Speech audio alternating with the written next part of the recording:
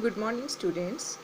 Today we will discuss that how we can separate a mixture of salt and ammonium chloride.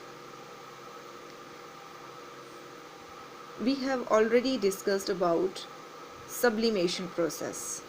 Sublimation process is that process in which solid directly changes to gas state without coming into liquid state. That is called sublimation. Now this mixture having one volatile component. Now what is volatile component? Volatile component is that component which can easily evaporate, having low boiling point so that it can be easily go into its gaseous state. So here in this mixture, that is mixture of salt and ammonium chloride, this ammonium chloride, this is the chemical formula NH4Cl. Ammonium chloride is a volatile component. Okay, we have taken, see this diagram, this is burner, this is the flame, this is china dish, this is china dish, and here it is inverted funnel.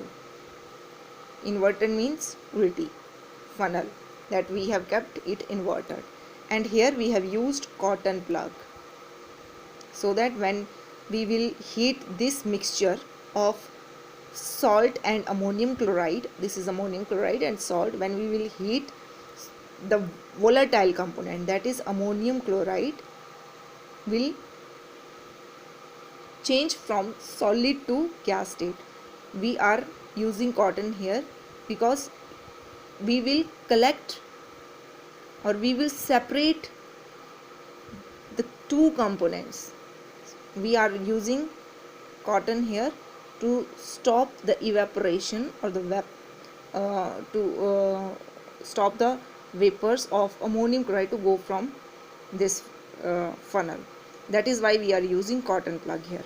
Now what will happen? As we are heating this mixture, the volatile component, that is ammonium chloride, will change to gaseous state. So in gaseous state, the molecules will have kinetic energy. Kinetic energy is related with the motion. So when the molecules of ammonium chloride will go here, they will collide with each other as well as with the sides of this funnel. So they will lose their energy and will solidified here at the sides of this inverted funnel.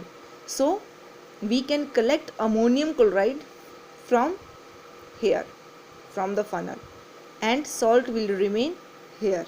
So in this way we can separate the mixture of salt and ammonium chloride, that is mixture of volatile and non-volatile substance. So it was all about this method.